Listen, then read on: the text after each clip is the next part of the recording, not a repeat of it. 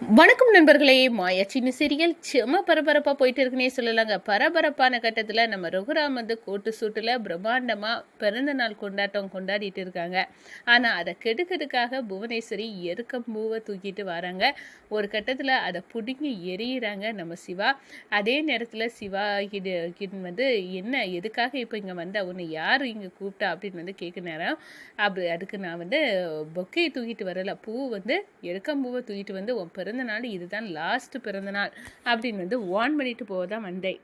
ரகுராமுக்கு சவால் விடுறாங்க புவனேஸ்வரி. ஒரு கட்டத்தில் நீ திருந்தவே மாட்டேடி, யார் உன்னை இங்கே வர சொன்னா, நீ வந்தது தான் ஒரு கேடு, இப்போ வந்து போறியா ஒழுங்காக வந்து என்கிட்ட அடி வாங்காமல் போயிரு அப்படின்னு வந்து சொல்ல நேரம் என்ன வாய் நீளுது, இவ்வளோ தூரம் வந்து ரகுராமுக்காக நீ வந்து இறங்கு பேசுவேன்னு தெரியும், ஆனால் இப்படி வந்து நிப்பான்னு எனக்கு தெரியாதுன்னு சொல்ல நேரம் இப்போ வாங்கிக்கடி அப்படின்னு வந்து நம்ம ஜானகியமாக கொந்தடிச்சு நம்ம புவனேஸ்வரிக்கு கன்னத்தில் ஓங்கி ஒன்று கொடுக்குறாங்க.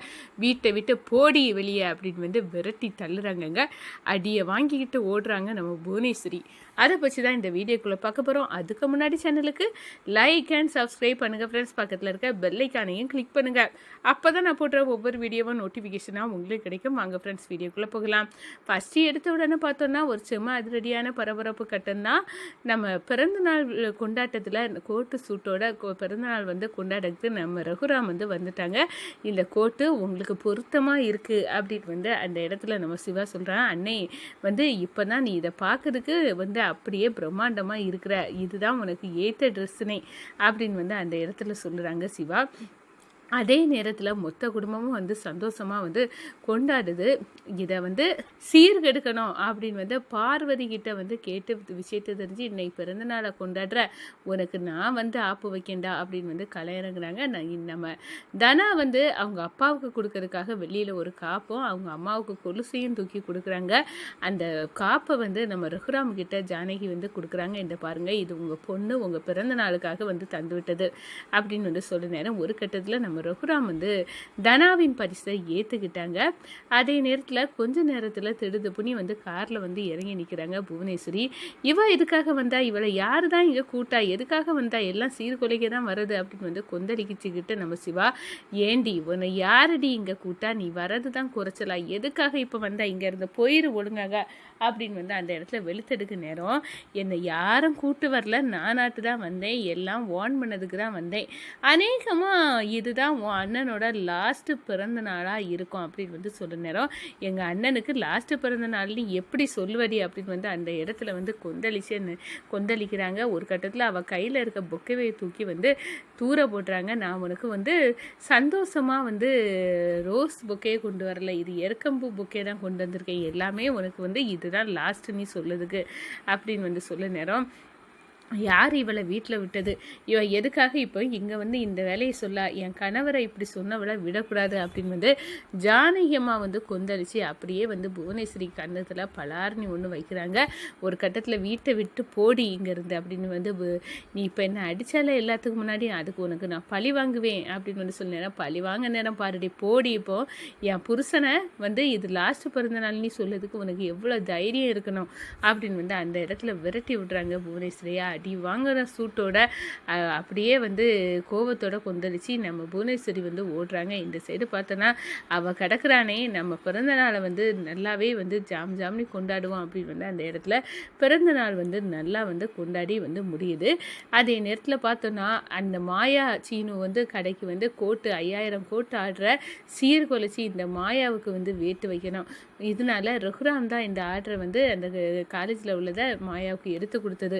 அதனால் கண்டிப்பாக வந்து ரகுராமுக்கும் அவ பேர் உண்டு பண்ணணும் அப்படின்னு வந்து அந்த இடத்துல பர்டிகுலர் நாளைக்குள்ளே அவ்வளோ கோட்டையும் வந்து இந்த சீனு வந்து தச்ச அந்த ஆர்டர் வந்து எடுத்ததை வந்து அப்படியே வந்து தப்பாக போகணும். அதுக்கு என்ன பண்ணணுமோ அதை நம்ம பண்ணணும் அப்படின்னு வந்து புவனேஸ்வரி கொந்தளிச்சு இப்போ ரகுராம் குடும்பத்துக்கு வெயிட் வைக்கணும்னா அந்த விஷயத்தில் தான் வெயிட் வைக்கணும் அப்படின்னு வந்து களம் இறங்கி அந்த பீஸ் ரேட்டுக்கு வந்து தச்சு கொடுத்துட்டு இருக்கவங்கள்ட்ட போய் வந்து எவ்வளோ நானும் பணம் தரேன், இந்த கோட்டு விலை நல்லாவே தைக்காதுங்க அப்படி அப்படின்னு வந்து அந்த இடத்துல சொல்கிறாங்க. ஒரு கட்டத்தில் பார்த்தோன்னா புவனேஸ்வரின் சதி திட்டத்தை வந்து நம்ம அறிஞ்சிக்கிட்டாங்க நம்ம மாயா.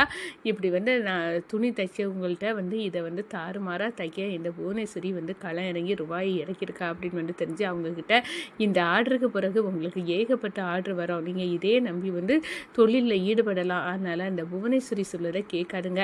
நம்ம மேலே உள்ள நம்பிக்கை தான் முக்கியம். அந்த நம்பிக்கை வந்து நல்லா இருந்தால் கண்டிப்பாக அவ்வளோ துணியும் கரெக்டாக நம்ம தச்சு கொடுத்தா இதுக்கு மேலே நம்பிக்கை வச்சு இன்னும் சிறுக சிறுக வந்து ஆர்டர் கூடி கூடி வரும், நம்மளுக்கு ஒரு நாளைக்கே ஏகப்பட்ட முன்னேற்றம் வரும் அப்படின்னு வந்து அந்த இடத்த சொல்ல நேரம் பிரெயின் வாஷ் பண்ணுறாங்க நம்ம மாயா. ஒரு கட்டத்தில் புவனேஸ்வரி வந்து சொல்கிறத காதுக்குள்ளே வாங்கிக்கிடாம நம்ம மாயா சொன்ன மாதிரியே வந்து தச்சு ரெடி பண்ணி கொடுத்துறாங்க. இதுலேயும் புவனேஸ்வரிக்கு திட்டம் வந்து முறியடிச்சுது. இதை பார்த்து அப்படியே வந்து அரண்டு போய் நிற்கிறாங்க.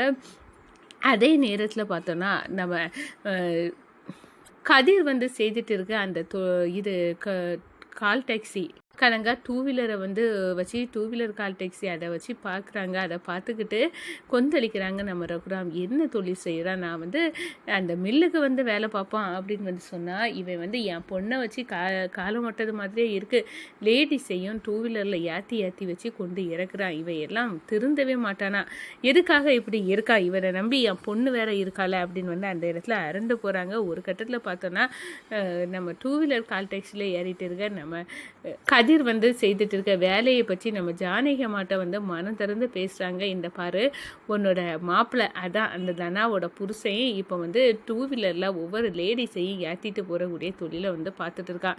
இதெல்லாம் நல்லாவா இருக்க, நம்ம குடும்பத்துக்குன்னு ஒரு மானம் இருக்குது, தன்மானம் இருக்குது, அதெல்லாம் விட்டுக்கிட்டு இவன் இப்படி தெரியாது, கண்டிப்பாக என்னால் ஏற்றுக்க முடியாது ஜானகி அப்படின்னு சொல்லி நம்ம கதிர் அப்படியெல்லாம் பண்ணுவான் இல்லை, நான் நேரில் பார்த்துட்டு தான் வரேன், நான் ரைஸ் மில்லுக்கு வர சொன்னேன்ல, அப்படி கூட இவர் ரைஸ் மில்லுக்கு வந்தால் உழைக்கணும், அதெல்லாம் உழைக்காமல் இப்படி வந்து டூ வீலரில் ஏற்றிட்டு திரிஞ்சால் போதும், அதனால தான் அவன் இந்த தொழிலை செய்கிறான் அப்படின்னு வந்து அந்த இடத்துல வந்து சொல்ல நேரம் நம்ம தனா வீட்டுக்கு நம்ம ஜானகி அம்மா வந்து இந்த பாரு, கால் டாக்ஸி மாதிரி வந்து டூ வீலரை ஓட்டக்கூடிய இந்த வேலை கதிருக்கு வேண்டாம், அப்பாவுக்கு அது பிடிக்கலை, கண்டிப்பாக இவன் வந்து ரைஸ் மில்லுக்கு வரலாம், தாராளமாக ஏற்றுக்கிறாரு அப்படின்னு வந்து அந்த இடத்த சொல்ல நேரம் அம்மா அவருக்கு அதுதான் பிடிச்சிருக்கு, அவரை பிடிச்சதை அவர் செய்யட்டும், நான் வந்து அதை தடுக்க முடியாது, நீனே வா அப்படின்னு வந்து நம்ம கதிர் வந்து செய்யக்கூடிய வேலையை காட்டுறாங்க. இப்படியா வந்து எல்லாத்தையும் ஏற்றி கொண்டு இவ்வளோ கஷ்டப்படணுமா, வேண்டாம் கதிர், எனக்காக நீ எங்கள் அப்பாவோட ரைஸ் மில்லில் மறுபடியும் வந்து வேலைக்கு செய், என்னதானா நீ தானே சொன்ன வேண்டாம் அவங்கக்கிட்ட கையை கட்டி இருக்கக்கூடாது, இந்த 6 மாதத்தில் நம்ம முன்னேறி காட்டுவோன்னு நீ சொன்னல, அதுக்காக தான் நம்ம தனியாக இருக்கோம், அது பிறகு நீனே இப்போ வந்து மாமாவோட ரைஸ் மில்லில் போய் வேலைக்கு சேருங்க அப்படின்னு வந்து சொன்னால் என்னதானா அப்படின்னு வந்து சொன்னாரா. ஆமாம், எங்கள் அப்பாவோட விருப்பம் நீங்கள் இந்த தொழில் செய்யறதுல இல்லை அப்படின்னு வந்து அந்த இடத்துல தானா வந்து புரிய வைக்கிறாங்க. ஒரு கட்டத்தில் பார்த்தோன்னா நம்ம இப்படியே வந்து ரைஸ் மில்லில் இருந்தால் 6 மாதத்தில் நம்ம எப்படி முன்னேறி காட்ட முடியும் அப்படின்னு வந்து ஒன்றும் புரியலையே அப்படின்னு வந்து நம்ம கதிர் மாமாவுக்கு தனா மேலே நல்ல பேர் வரணும், அதுக்கு நான் நல்லா வந்து உழைச்சி சம்பாதிக்கணும்னு பார்த்தா கடவுளே எந்த வழியாவது காட்டுப்பா அப்படின்னு வந்து அந்த இடத்துல நினைக்கிறாங்கங்க.